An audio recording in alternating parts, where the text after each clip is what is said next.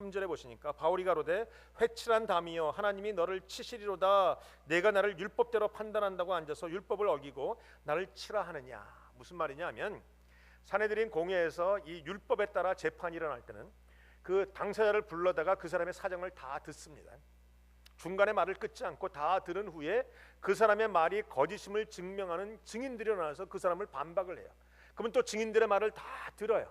그리고 나서 그들이 모여서 이것이 어느 것이 옳은 것인지 기도하고 회의하고 결정을 낸 후에야 비로소 매도 때리고 뭐도 하고 재판의 결과를 얘기합니다. 이게 율법적인 방법이었어요.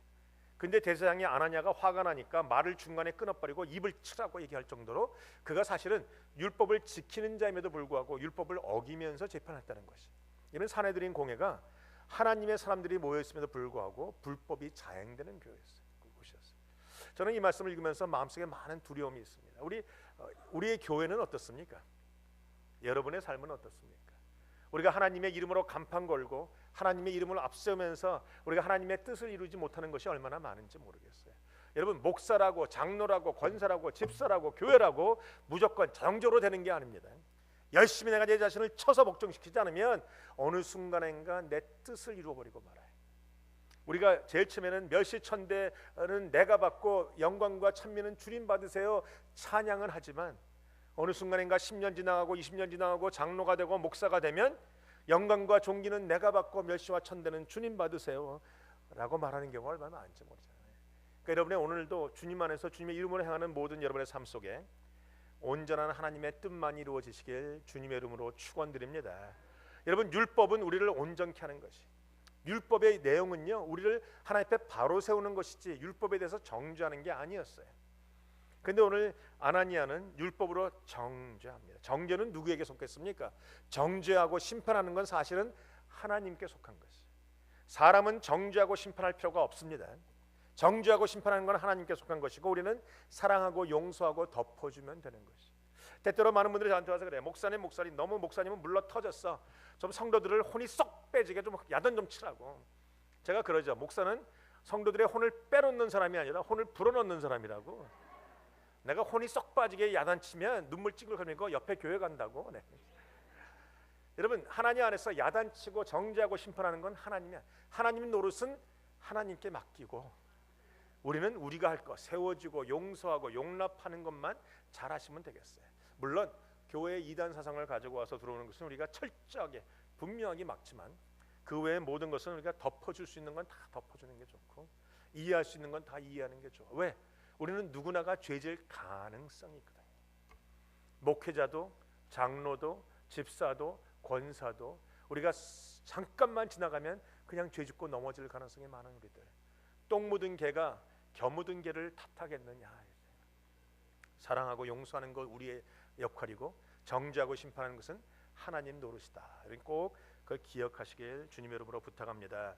오늘 본문에 보면 바울은 그 이야기를 하고 있어요. 그런데 바울이 한 성깔 해서 확 얘기했죠. 회칠한 담이다. 그랬더니 옆에 사람에게서 대제사장에게 그런 말버릇 하면 안 된다라고 얘기할 때 바울이 자기 자신을 얼른 돌이킵니다. 혹자는 얘기해요. 주석책 같은 데 보면은 바울이 눈이 나빠서 이 제사장을 알아보지 못해서 한 얘기였을 것이다. 근데 설득력이 없어요. 왜? 뒤에 보면 바울이 쫙 보니까 지금 공회당 안에 사두개인과 바리새인들이 섞여 있는 게 딱 눈으로 봤거든요. 그거는 볼 수 있는데 제사장의 얼굴은 볼 수 없다? 이건 말이 안 되잖아요. 그러니까 지금 바울이 알고는 있지만 속에서 끓어오르는 이 감정적인 것을, 충동적인 것을 해결하지 못해서 터져나오는 것이죠. 여러분, 우리가 감정을 컨트롤하지 못하면, 오늘 보면 아나니아도 감정을 컨트롤하지 못했고 바울도 감정을 컨트롤하지 못했어요. 그런데 다른 점이 있습니다. 아나니아는 끝까지 감정적으로 나갔고 바울은 얼른 돌이켰어요. 하나님의 세상인 줄 알지 못했다라고 돌이켰다는 것이죠. 여러분, 우리가 누구나 실수할 수 있지만 돌이켜서 자기의 감정을 컨트롤할 수 있는 사람이 승리하는 것입니다. 언제나 그것이 신앙적인 것이. 성령의 충만함은 항상 내 인격 안에 있다는 사실을 여러분이 날마다 기억하셔야 돼요. 타고난 본성, 나는 욱 한다면 하는 사람이야. 해야지 뭐 어떻게 하겠어요. 그러나 하고 나서 돌이킬 수 있는 사람, 이것이 가장 중요하다는 것입니다. 오늘 바울은 욱 하는 한 성깔로 했지만 금방 돌이켰어요. 그러면 바울이 한 번 돌이키고 더 이상은 실수하지 않았는가? 여러분, 성경을 읽다 보면 또 한 가지 재미있는 사건이 나옵니다. 바울이 욱했다가 돌이켰습니다. 잘못했다고. 그리고 싹 보니까 그 공회 안에 두 패가 딱 나눠져 있는 것이 눈에 딱 띄었어요. 그리고 그 순간에 잔머리가 싹 돌아갑니다. 여러분, 사람은요 잔머리로 살면은 꼭 실수하게 돼 있어요. 한국 분들은 잘 들으셔야 됩니다.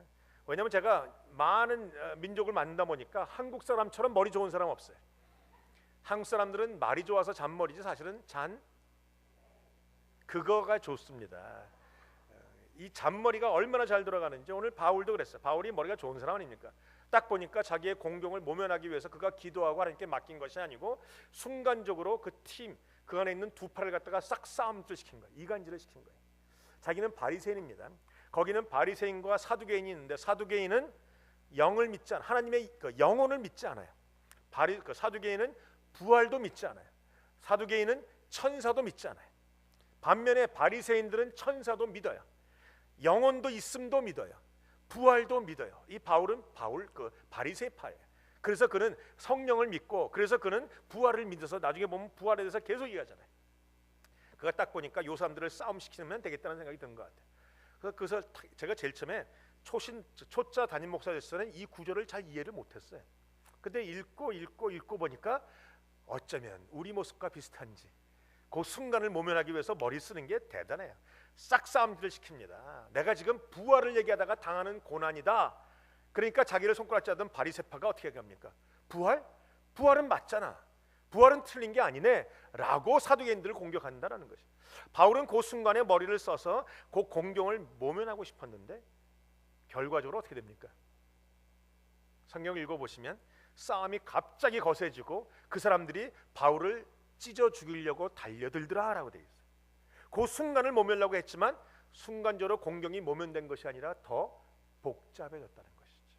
더 위급한 상황으로 들어갔다는 것, 더 생명의 위협을 느꼈다는 것이죠. 어떻습니까? 누구 이야기 같습니까? 저와 여러분의 이야기 같지 않습니까? 우리도 어느 순간인가 항상 기도해서 문제 풀기보다는 머리로 문제 풀어가잖아요. 순간적으로 머리 써서 모면하잖아요. 순간적으로 기지를 발휘하잖아요. 하나님의 성도는 기지 발휘하고 순간적으로 머리 써 풀리는 게 없습니다. 오늘 바울은 그렇게 얘기하다가 도리어 어려운 순간에 들어가는 상황이에요. 그래서 본문에 보면 10절에 큰 분쟁이 생기니 천부장이 바울이 저에게 찢겨질까 하여 군사를 명하여 내려가 무리 가운데서 빼앗아 가지고 영문으로 들어가라 하니라. 천부장이 보고 있다가 너무 급하니까 군대들을 동원해서 바울을 뽑아내 줍니다. 바울이 죽음의 순간에서 지금 구원받는 상황. 누구 때문이에요? 자기 머리로 구원받은 게 아닙니다. 천부장의 역할로 구원받은 것이 바울의 실수입니다. 바울의 실패입니다. 바울이 아마 그날 감옥으로 돌아가서 얼마나 마음이 안 좋았겠어요. 가서 얼마나 하나님 앞에 회개했겠습니까? 하나님, 내가 다시는 내 머리 굴리지 않겠습니다. 다시는 내가 내 잔머리로 살지 않겠습니다. 다시는 내가 내 기질로 살지 않겠습니다. 내가 이제부터는 기도하고 살고 이제부터 하나님의 뜻을 이루고 살고 성령의 능력으로 살겠습니다. 회개하지 않았겠습니까? 여러분 같으면 그 상황에서 기도 안 하십니까? 하시죠. 근데 제가 성경을 보다가 또 은혜 받은 사건이 있어요. 그 성경에 보니까 11절에 그날 밤에 주께서 바울 곁에 서서 이르시되 이놈아 조심해라 라고 말씀하신 것이 아니고 그날 밤에 하나님이 딱 나타나서 뭐라고 하십니까? 바울 곁에 서서 담대하라. 제가 그 부분이요 갑자기 머릿속에 전기처럼 충격같이 탁 왔어요. 아니 우리 같으면 나 같으면 나타나서 야 바울아 또 머리 썼냐? 그렇게 얘기했는데도 또 그 잔머리 굴렸어? 좀 사람 좀 되라 얘기해야 되는데 주님은 일체 난치지 않으셨어요. 바울이 실패하고 실수하고 넘어진 그 사건에서 하나님의 천사가 나타나서 담대하라. 우리 하나님은요 내가 실패하는 현장에 찾아오십니다. 우리 하나님은요 내가 머리 써서 넘어지는 순간에 찾아오세요. 찾아오셔서 나를 위로하십니다. 나에게 힘 주십니다. 나와 함께 하십니다. 나에게 용기를 주신다는 것이죠. 이게 바로 복음이라는 거예요. 저도 목회 초년병 때 굉장히 두려움이 많았어요. 내가 뭐 하나 잘못 결정하면 어떻게 하나. 여러분 사실 교회의 문제는 목사의 잘못된 결정이 상당히 많습니다. 왜?